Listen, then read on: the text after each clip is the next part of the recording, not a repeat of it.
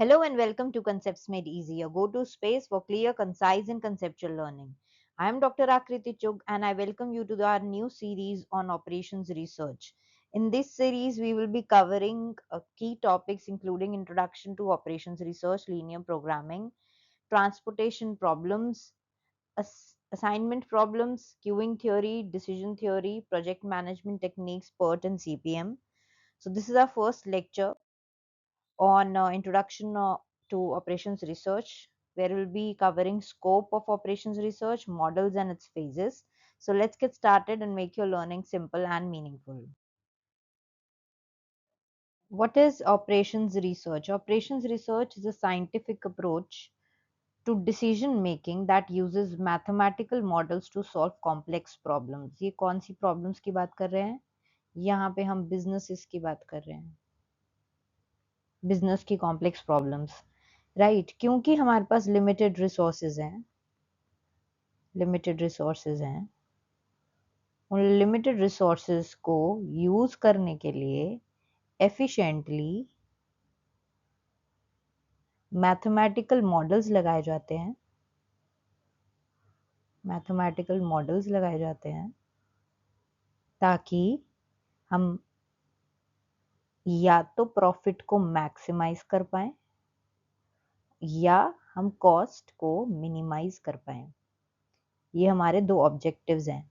या तो हम बात करें ऑब्जेक्टिव की इन प्रॉफिट टर्म्स, अगर ऑब्जेक्टिव की बात करेंगे प्रॉफिट टर्म्स में तो उसको मैक्सिमाइज करेंगे, बट अगर एक ऑर्गेनाइजेशन कॉस्ट की टर्म्स में बात करती है अपने ऑब्जेक्टिव की, सो कॉस्ट को मिनिमाइज करने की कोशिश करेंगे। सो हमारे पास जो रिसोर्सेज हैं उनको एफिशिएंटली यूज करने के लिए हम उन पे मैथमेटिकल मॉडल्स लगाते हैं ताकि हम डिसीजन मेकिंग कर पाएं और उससे हमारे प्रॉफिट मैक्सिमाइज हो या कॉस्ट को मिनिमाइज कर सके। So it is based on quantitative methods, it is applied in business, industries and government. Objective क्या है? ऑप्टिमाइज करना अपनी performance under constraints. So constraints क्या है? लिमिटेड रिसोर्सेज है हमारे पास। So optimization of the objective function by either maximization of profit or minimization of cost with considering the resources as constraints. इसका origin कहाँ से हुआ था? origin हुआ था during World War II. So World War II में scientist group of scientist को बुलाया गया था कि उनके जो मिलिट्री लॉजिस्टिक्स हैं, उनकी टूल्स हैं, उनके पास रिसोर्सेज है, फूड है उनके पास, तो उसको प्रॉपरली एलोकेट कर सके। तो उन्होंने वहां पे मैथमेटिकल टूल्स लगाए थे, मैथमेटिकल मॉडल्स लगाए थे इसको एलोकेट करने के लिए रिसोर्सेज को। सो पोस्ट वॉर ये अप्लाई होने लगा स्मॉलर जगहों में भी, जैसे बिजनेसेस में हम एम्प्लॉय करने लगे मैथमेटिकल मॉडल्स, इन्वेंट्री में जैसे हम एम्प्लॉय कर सकते हैं इन मॉडल्स को, ट्रांसपोर्टेशन में एम्प्लॉय कर सकते हैं इन मॉडल्स को, स्केड्यूलिंग में एम्प्लॉय कर सकते हैं। अब ये जो मैथमेटिकल मॉडल्स हैं ये इंटीग्रेट भी कर दिए गए हैं AI, simulation and big data softwares के अंदर भी। हम इसको इनपुट देके इन मॉडल्स की वैल्यूज का इनपुट देके इन सॉफ्टवेयर्स में कैलकुलेट कर सकते हैं रिजल्ट्स को कि क्या करना चाहिए, क्या नहीं करना चाहिए। Moving on to its importance in management, ये सपोर्ट करता है data driven decisions. It helps in reduction of cost or profit maximization. It improves efficiency and productivity. It is applied all the functional areas, मतलब marketing में, production में, HR में, हर जगह इसको use किया जा सकता है। Moving on to its scope of operations research, ये production and operations में use कर सकते हैं, marketing में, finance में, HR में, supply chain में, इन जगहों पे इनका यूज हो सकता है। जैसे प्रोडक्शन में, स्केड्यूलिंग में, फैसिलिटी लेआउट कैसे बनाना चाहिए वहां पे यूज हो सकता है। मीडिया का मिक्स क्या रखें, मार्केट रिसर्च के अंदर ये ऑपरेशंस रिसर्च के मॉडल्स यूज होते हैं। फाइनेंस के अंदर पोर्टफोलियो ऑप्टिमाइजेशन में, कैपिटल बजटिंग में कि कहाँ पे इन्वेस्टमेंट करनी चाहिए, कहाँ नहीं करनी चाहिए, वहां पे यूज हो सकता है। एचआरएम में मैन पावर प्लानिंग में यूज हो सकता है, शिफ्ट की स्केड्यूलिंग बनाने में यूज हो सकता है। सप्लाई चेन में इन्वेंट्री मॉडल्स के अंदर अप्लाई होता है और व्हीकल राउटिंग में एम्प्लॉय होता है। So what is a model in operations research? Operations research में डिफरेंट टाइप के मॉडल्स होते हैं depending on it's nature of the problem कि प्रॉब्लम किस तरीके की है, डेटा सर्टन मिल रहा है या नहीं मिल रहा है, या डेटा अनसर्टेन है, और टाइम फैक्टर के बेसिस पे मॉडल्स की क्लासिफिकेशन की गई है। These models help in building structured and solvable mathematical representation of real world problems. यहाँ पे हम रियल वर्ल्ड प्रॉब्लम्स को सॉल्व कर रहे हैं जो एक्चुअली में बिजनेसेस फेस करते हैं, राइट। सो फर्स्ट मॉडल जो है डिटर्मिनिस्टिक मॉडल है। डिटर्मिनिस्टिक मतलब जब इनपुट डेटा हमें फॉर श्योर पता हो, तो डेटा सर्टन है, there is no uncertainty. Goal क्या है इसका? To find the best solution using the exact numbers. Why exact numbers? Because the data is given, right. कब यूज करते हैं? When you are confident about the data. Examples क्या है? Linear programming, ये next lecture में हम शुरू करेंगे लीनियर प्रोग्रामिंग ये प्रॉब्लम्स को। एंड ट्रांसपोर्टेशन प्रॉब्लम में यूज होता है, ये भी हम कवर करेंगे इस सब्जेक्ट में। देन असाइनमेंट प्रॉब्लम में प्रॉब्लम भी एक डिटर्मिनिस्टिक मॉडल का टाइप है।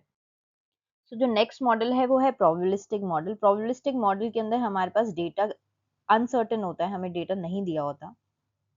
सो data is not known for sure, like in customer arrival rate, हमें नहीं पता कि किस रेट पे कस्टमर्स अराइव करेंगे एक पर्टिकुलर दिन में। सो गोल क्या है? Make good decisions despite uncertainty और risk. It is used when the environment is unpredictable. Examples जो हैं इनकी क्यूइंग थ्योरी, ये हमने पढ़नी है इसमें। PERT inventory with uncertain demand and Markov change.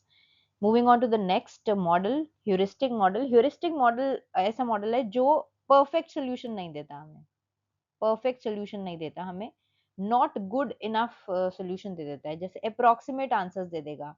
क्यों? क्योंकि एग्जैक्ट मेथड जो है वो बहुत ही कॉम्प्लिकेटेड और बहुत स्लो है, बहुत ही ज्यादा लार्ज हैं, कॉम्प्लेक्स हैं, जिसकी वजह से हम एक अप्रोक्सीमेट आंसर्स ले लेते हैं ह्यूरिस्टिक मॉडल से, और ताकि ये फास्ट हो जाए process. It is use when the problem is too complex और large for exact methods.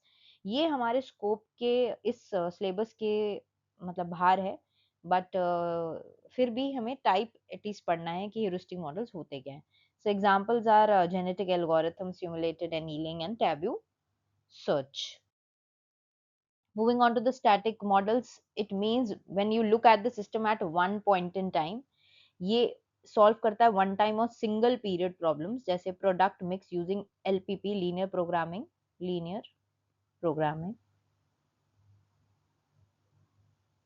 Programming problem for next month only. सिर्फ एक पर्टिकुलर सिंगल टाइम की बात कर रहा है। डायनेमिक में problem changes over time, today's decision effects tomorrow. So यहाँ पे जो बात हो रही है, यहाँ पे एक सिंगल पॉइंट की बात हो रही है, तो यहाँ पे मल्टीपल पीरियड्स की बात हो रही है। Decisions are interconnected over time. So multi period inventory की अगर बात करें तो ये एग्जांपल है। डायनेमिक प्रोग्रामिंग की बात करें तो डायनेमिक मॉडल्स के अंदर ये सॉल्व किए जाते हैं। And now moving on to the next model, which is the analytical model. Analytical model में हम mathematical formulas को use करके, logic को use करके exact answers लेते हैं, get a clear and a direct solution. The math is manageable and problem is well defined. Example है simplex method और EOQ formula जो inventory के लिए use होता है. Moving on to the next type, which is the simulation model. Simulation model में real world को imitate किया जाता है, ऐसा एनवायरनमेंट क्रिएट किया जाता है जो रियल वर्ल्ड को रिजेंबल करे। तो use a computer to imitate real world systems over time. The goal is to test different scenarios and see how the system behaves. It is used when the system is too complex or random for math alone. For example hospital emergency simulation create किया जाता है कि अगर hospital में emergency के cases बहुत ज्यादा हो गए तो उसको इमिटेट करके उसको सॉल्व करने की कोशिश की जाती है। Moving on to the next type, which is the prescriptive model. ये इंटीग्रेटेड मॉडल का टाइप है जिसके अंदर कंबाइन होते हैं जो भी अब तक हमने मॉडल्स पढ़े, जैसे deterministic plus simulation plus heuristic का कॉम्बिनेशन एक टाइप है, मतलब प्रिस्क्रिप्टिव मॉडल का। These model tell you what decisions to make. तो ये प्रिस्क्राइब कर रहा है प्रिस्क्राइब कर रहा है कि क्या करना चाहिए. तो they prescribe the best action to take. It help you decide the best course of action. So for example, an LPP model tells a factory how much to produce for maximize the profit. A dynamic inventory model recommends stock levels for each period. कितना stock हमें रखना चाहिए inventory में, ये बताता है ये model. Simulation models evaluates various layouts and recommends the best one, कि एक फैक्ट्री के कितने लेआउट्स हो सकते हैं, लेआउट 1, लेआउट 2, तो कौन सा इसके अंदर बेस्ट होगा वो भी रेकमेंड ये मॉडल हमें करता है. So to summarize all these models, तो फर्स्ट हमने डिटर्मिनिस्टिक पढ़ा था. डिटर्मिनिस्टिक में डेटा हमें पता था. एग्जाम्पल है production planning using linear programming. Probabilistic में प्रोबेबिलिटी थी, डेटा अनसर्टेन था, जैसे कस्टमर का वेट टाइम जो क्यूइंग थ्योरी में पढ़ते हैं. ह्यूरिस्टिक मॉडल में हमें अप्रोक्सीमेट रिजल्ट्स मिलते हैं, जैसे कॉम्प्लेक्स व्हीकल राउटिंग है. स्टैटिक में वन टाइम डिसीजंस लिए जाते हैं, budget allocation for one project. Dynamic में मल्टीपल टाइम डिसीजंस लिए जाते हैं, जैसे inventory across multiple months. Analytical में मैथ बेस्ड एग्जैक्ट सॉल्यूशन हमें मिलता है, जैसे finding shortest path using formulas. Simulation के अंदर सिस्टम इमिटेट करता है रियल वर्ल्ड को via computer. It simulate the patient hospital patient flow. Prescriptive में प्रिस्क्राइब किया जाता है कि क्या करना चाहिए, तो बेस्ट डिसीजन की रिकमेंडेशन प्रोवाइड होती है, तो it suggest the best production और investment plan. Moving on to the phases of operations research. Operations research follow करता है क्योंकि एक बिल्कुल मैथमेटिकल अप्रोच को फॉलो करता है. It follows a mathematical approach.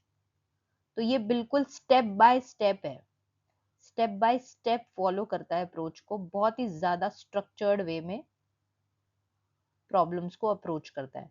So it follows a structured logical process to tackle real world problems through quantitative modelling and analysis. ये जो फेजेस हैं, it ensures the solution is practical, accurate and implementable.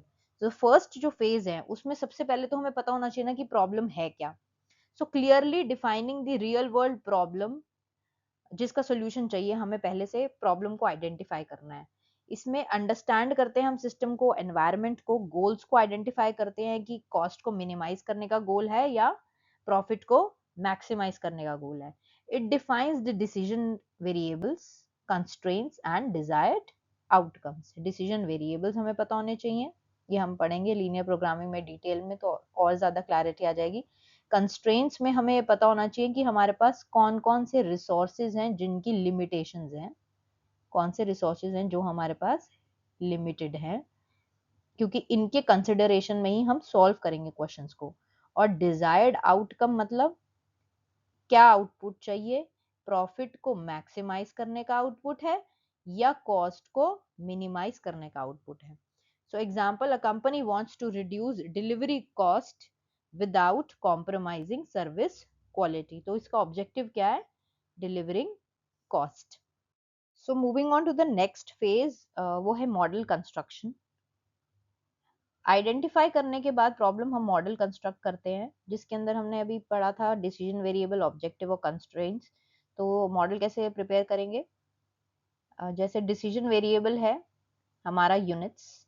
Units मतलब business का problem है, production से related business का issue है कि कितने यूनिट्स प्रोड्यूस करने चाहिए. तो कितने यूनिट्स प्रोड्यूस करने चाहिए ये डिसाइड करना है, तो it is a decision variable. The quantity is the decision variable. अब प्रोवाइडेड ये डिसीजन वेरिएबल डिसाइड करने के बाद हमें बताना है कि हमारा ऑब्जेक्टिव क्या है, whether the objective is to maximise the profit और मिनिमाइज द कॉस्ट.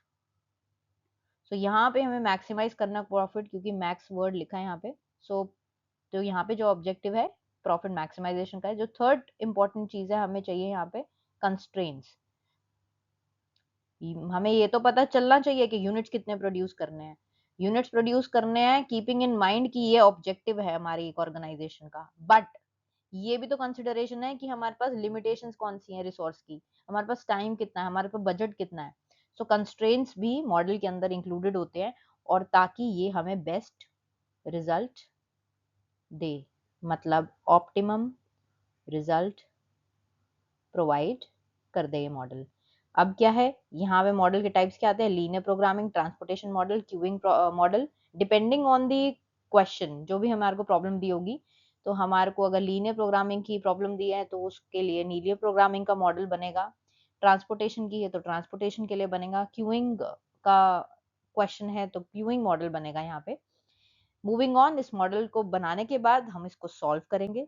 सॉल्व के लिए हमारे पास जैसे लीनियर प्रोग्रामिंग में ग्राफिकल मेथड का यूज कर सकते हैं, सिंप्लेक्स मेथड का यूज कर सकते हैं, ट्रांसपोर्टेशन सॉल्व करने हैं तो उसके लिए मेथड्स हैं, और यहाँ पे हम सॉफ्टवेयर्स का भी यूज कर सकते हैं जैसे Excel, Python, R, Lingo, MATLAB.